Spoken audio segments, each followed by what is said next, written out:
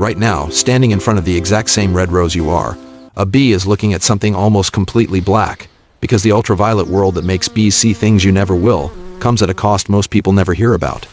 What did bees have to give up just to see what they see? Every flower you've ever admired is only telling you half its story.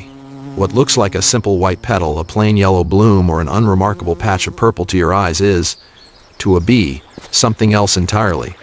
A glowing map with arrows, targets, and instructions written in a language your eyes were never built to read. That's not poetic exaggeration. It's a measurable, physical fact about light itself, backed by decades of careful research using specialized UV photography equipment. Human eyes detect wavelengths roughly between 390 and 750 nanometers, the narrow range we simply call visible light without ever questioning why it stops exactly there. Bee eyes detect a noticeably different window, roughly 300 to 650 nanometers, shifted down into territory that includes ultraviolet light.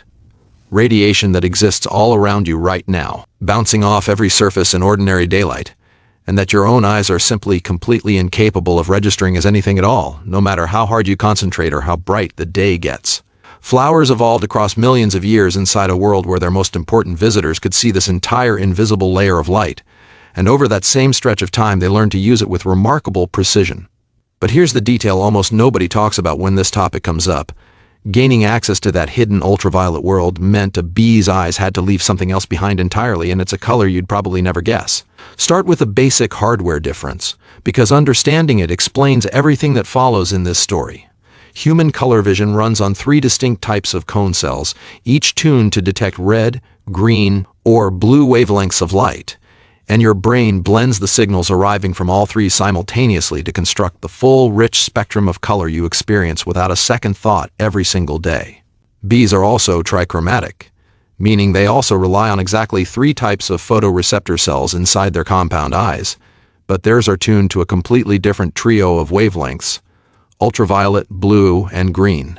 Look closely at that specific list and you'll immediately notice something missing that you might not expect. Red isn't there at all. Bees have no dedicated receptor cell type for detecting red wavelengths in any meaningful way, which means a bright red rose blazing vivid red under a sunny afternoon sky to your own eyes likely appears dark, muted, and closer to black to a bee looking directly at that exact same flower at the exact same moment. Now here's where the story gets genuinely strange, because flowers didn't just passively accept that particular limitation in their pollinators, they built an entire hidden communication system specifically around what bees actually can perceive. Many flowers carry patterns completely invisible to human eyes that only become visible when photographed under specialized ultraviolet sensitive equipment in controlled laboratory conditions. Researchers studying this phenomenon have given these hidden patterns a fitting, memorable nickname: nectar guides. Picture a flower that looks like a single, uniform, solid color to you. Maybe a plain yellow, maybe a pale, unremarkable white. Under UV photography, that exact same flower often reveals a completely different image hiding in plain sight the entire time. Bold, radiating lines fanning outward, sharp, contrasting concentric rings, sometimes a glowing bullseye pattern centered precisely on the flower's nectar source at its core.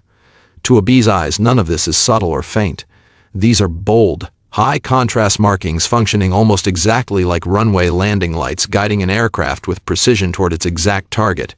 Except here the target is pollen and nectar, and the aircraft making the approach is an insect smaller than your fingernail. This naturally raises an obvious question worth sitting with for a moment.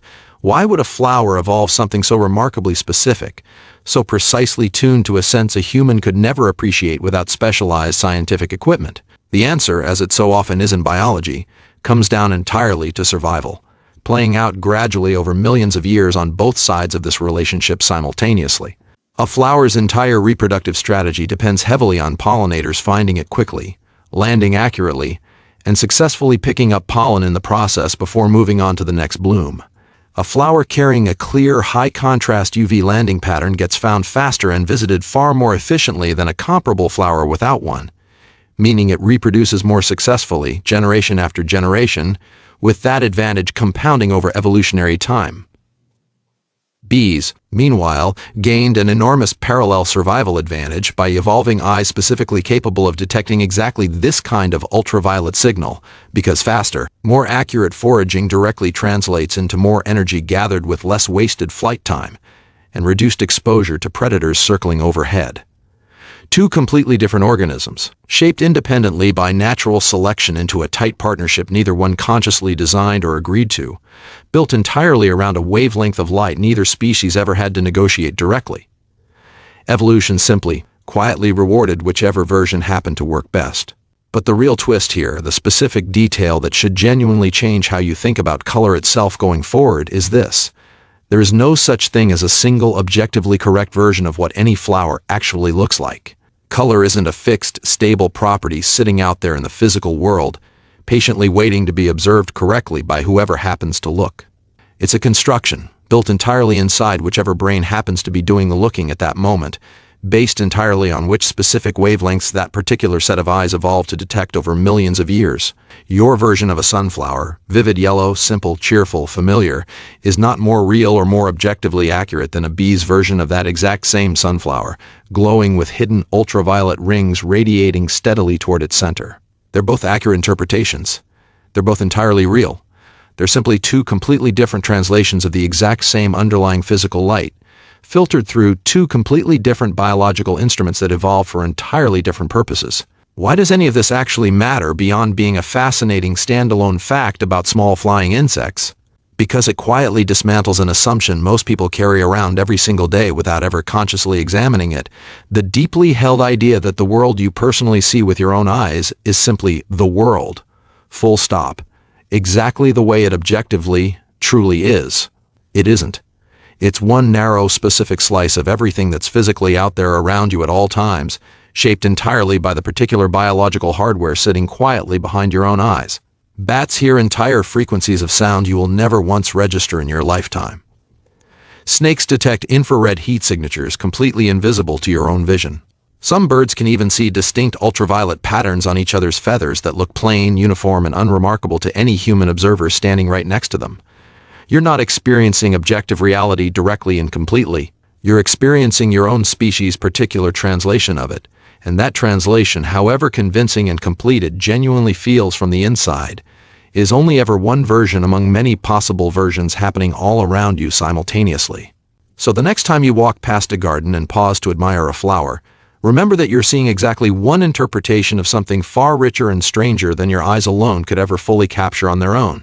Somewhere nearby, a bee is looking at that exact same flower right now and seeing something entirely different. Glowing patterns, invisible arrows, a landing strip built in a language of light your own eyes were simply never designed to read. So maybe the real question worth carrying with you isn't what a flower actually, objectively looks like. It's how many other hidden versions of the world are surrounding you at this very moment. In plain sight, completely invisible, simply because nothing behind your own eyes was ever built to see them.